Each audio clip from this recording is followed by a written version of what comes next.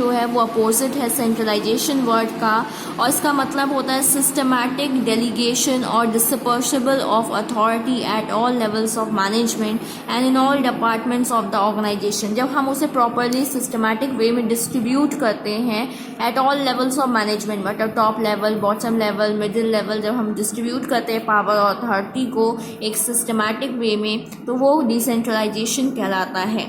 In the process, subordinates are given more role and importance in the management and organization. इस process में हम जो subordinates होते हैं, एम्प्लॉयज़ होते हैं, उन्हें ज़्यादा इम्पोर्टेंस देते हैं या ज़्यादा रोल देते हैं कि वो ज़्यादा से ज़्यादा काम करें, अपना इम्प्रूवमेंट लाएं, इनोवेशन लेके आएँ।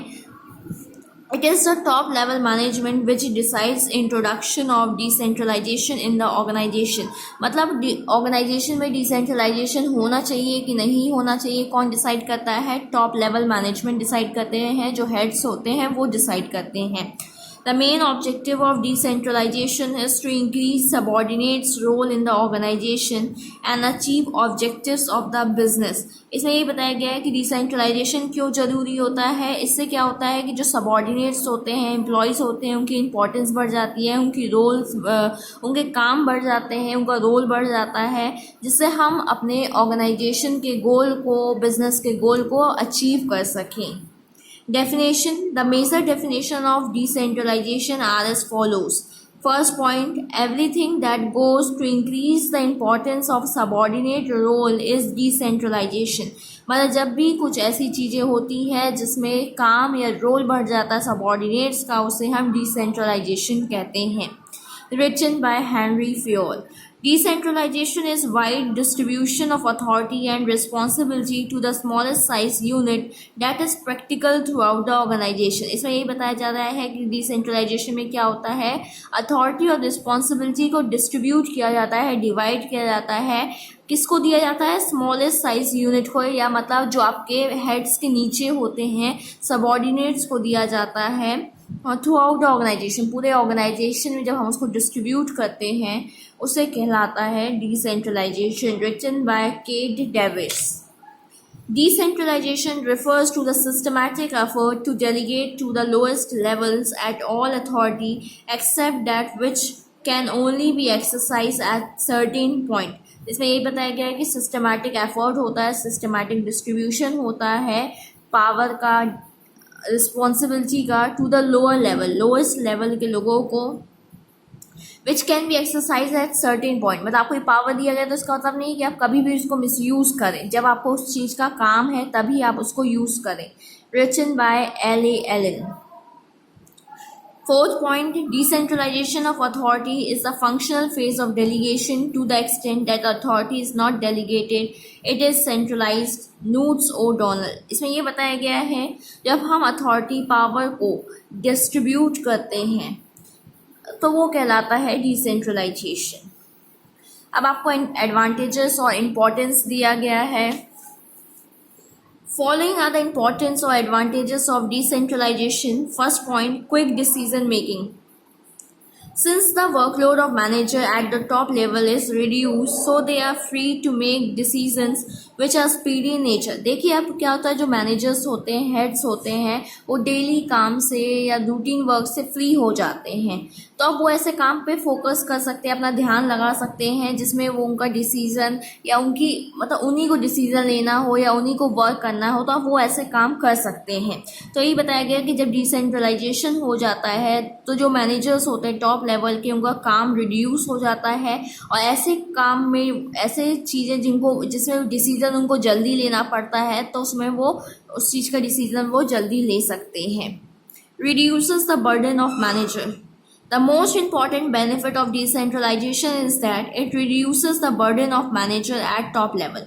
ये जो डिसेंट्रलाइजेशन होता है उससे क्या होता है कि जो मैनेजर्स का वर्कलोड कम हो जाता है और उन्हें बहुत बेनिफिट्स होता है।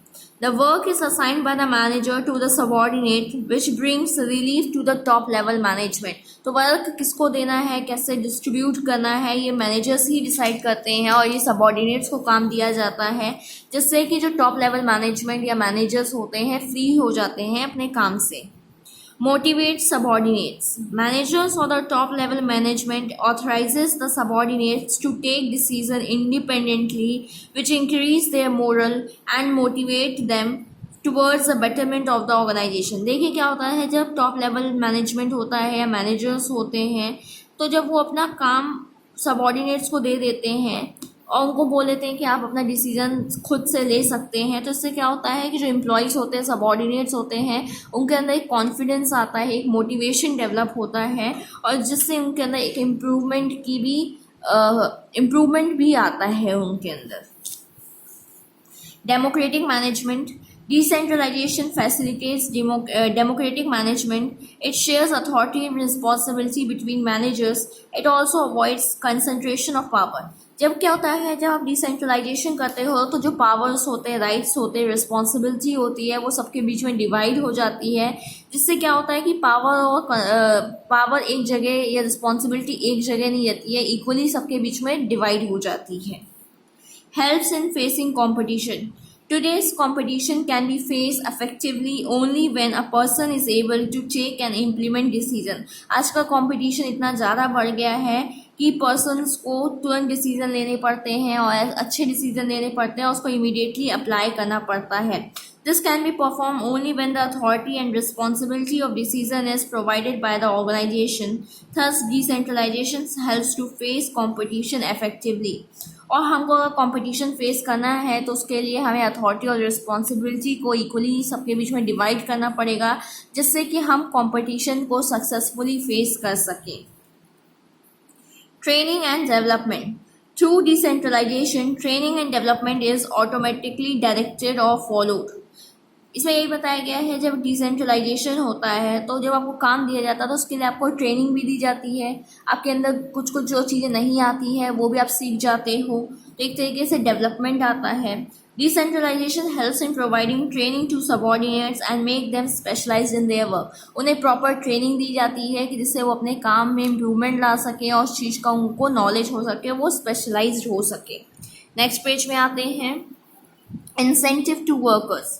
Decentralization provides job satisfaction to workers by giving them independence and participation in the activities of the organization, which increases the morale of the employees. इसमें यही बताया गया है कि डिसेंट्रलाइजेशन करने से उनके अंदर एक सेटिस्फैक्शन आता है कि हाँ, हमें भी इम्पोर्टेंस दी जा रही है, हमें भी चांस दिया गया है कि हम अपने आइडियाज़ सकें, हम अपने डिसीजन ले सकें, हम इंडिपेंडेंटली काम कर सकें. तो इनसे उनके अंदर एक मोटिवेशन, गोल, मोरल एक तरीके से डेवलप होता है, वो कॉन्फिडेंटली अच्छी से काम कर पाते हैं.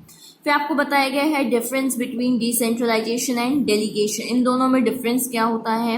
Meaning. Delegation means assigning work to others and giving them authority to do it. मतलब हम डेलीगेशन में क्या करते हैं, पर्सन्स को काम देते हैं, सबऑर्डिनेट्स को काम देते हैं और उन्हें कुछ पावर भी दी जाती है उसे करने की. और decentralisation means a systematic dispersion of authority at all levels of department. इसमें ये बताया जा रहा है डिसेंट्रलाइजेशन में कि हम इसमें भी एक तरीके से अथॉरिटी ही डिस्ट्रीब्यूट करते हैं, लेकिन सिस्टमैटिक वे में करते हैं और सभी को देते हैं वो चीज़ करने के लिए. Scope. The scope of delegation is limited. Decentralization. The scope of decentralization is wide. इसका scope जो है वो limited है, इसका scope जो है वो wide है, narrow, wide, broad है. Need. Delegation is needed in all type of enterprises. Delegation की need हर enterprise में होती है, हर institution, हर organization में होती है. Decentralization is not needed for all enterprises. It is needed for big enterprises. और decentralization हर जगह नहीं ज़रूरत होती है, इसकी सब नीड सिर्फ बड़ी ऑर्गेनाइजेशन, बड़ी इंटरप्राइजेस में इसकी नीड होती है. Responsibility. The overall responsibility of enterprises removing with top level executive. इसमें जो रिस्पॉन्सिबिलिटी होती है वो एक तरीके से हट जाती है टॉप लेवल एग्जीक्यूटिव के पास से. Control of enterprises transfer to the units with the power of taking independent decision. और इसमें ये बताया गया है कि जो कंट्रोल होता है, पावर होता है या रिस्पॉन्सिबिलिटी होती है, वो यूनिट्स में डिवाइड कर दी जाती है कि जिससे वो अपना डिसीजन इंडिपेंडेंट ले सके. फिर दिया गया है duration. Delegation of authority is made for short period. जो डेलीगेशन ऑफ अथॉरिटी, पावर जो दी जाती है वो थोड़े समय के लिए दी जाती है. Decentralisation is made for long period. और डिसेंट्रलाइजेशन होता है तो वो लंबे समय के लिए होता है. Importance of employees are given the responsibility of operation, यहाँ पे रिस्पॉन्सिबिलिटी दी जाती है काम करने की। Importance of employees increases in decentralisation, और इसमें क्या होता है, एम्प्लॉयज़ की इम्पोर्टेंस बढ़ती है, उन्हें एक तरीके से मोटिवेशन होता है। इस तरीके से आपका चैप्टर ख़त्म होता है।